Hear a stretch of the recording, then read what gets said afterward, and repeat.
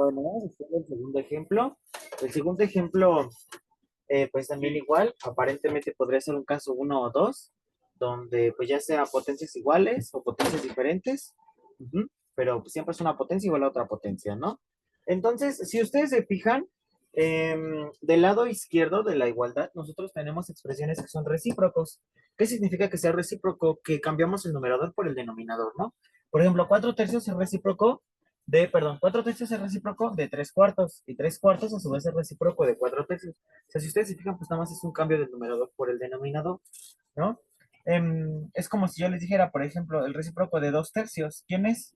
Pues 3 medios, ¿no? Entonces, creo que se entiende la idea, ¿no? Ok, entonces, bueno, ¿cómo podríamos cambiar esos exponentes? Ustedes deben de acordarse de una propiedad, de los exponentes, que dice lo siguiente.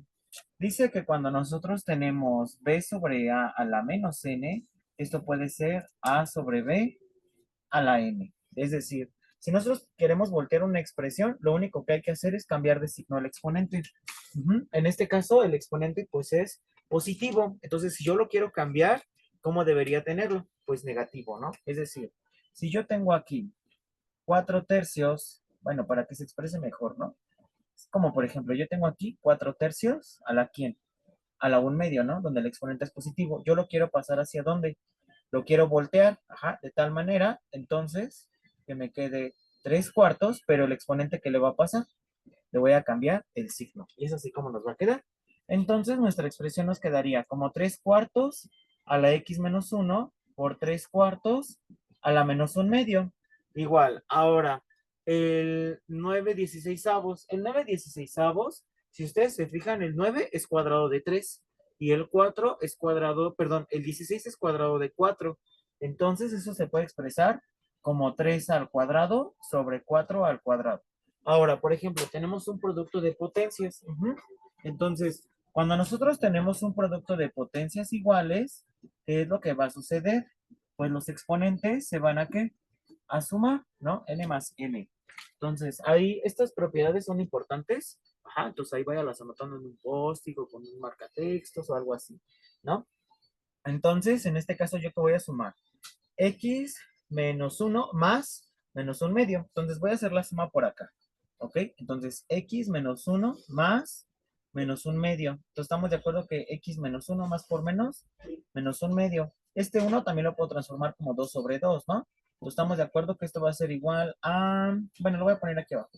X menos 2 menos 1 menos 3 medios, ¿ok? Esto es lo que nos daría como exponente. Entonces sería X, perdón, sería 3 cuartos de X menos 3 medios igual a 3 cuartos al cuadrado, ¿ok?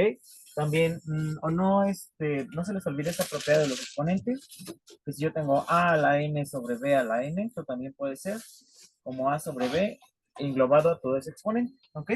Entonces, ahora bien, si ustedes se fijan, ya tenemos las mismas potencias, tenemos un caso 1, donde tenemos potencias iguales cuyos exponentes son diferentes, entonces, ¿qué hay que aplicar? Pues únicamente el logaritmo de esa misma base. Entonces yo voy a decir, logaritmo base 3 cuartos de ¿quién? De 3 cuartos elevado a la x menos 3 medios, igual al logaritmo base 3 cuartos de 3 cuartos al cuadrado. Entonces, misma base y mismo argumento que me va a quedar, pues únicamente el exponente, ¿no? X menos 3 medios, ¿ok? Igual. Ahora, misma base y mismo argumento que me queda, pues únicamente el exponente.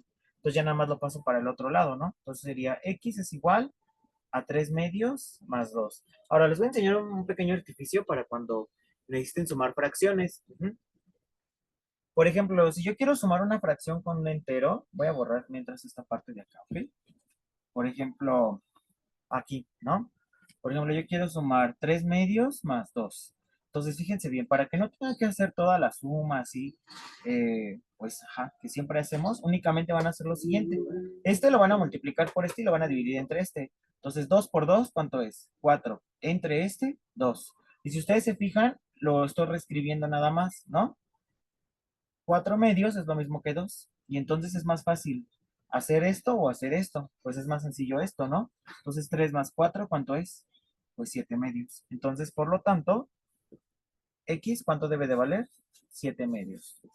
Y listo. O sea, la suma de esto, que es esto que hice aquí. Bueno, si quieren lo agrego aquí para que lo puedan agregar con su procedimiento.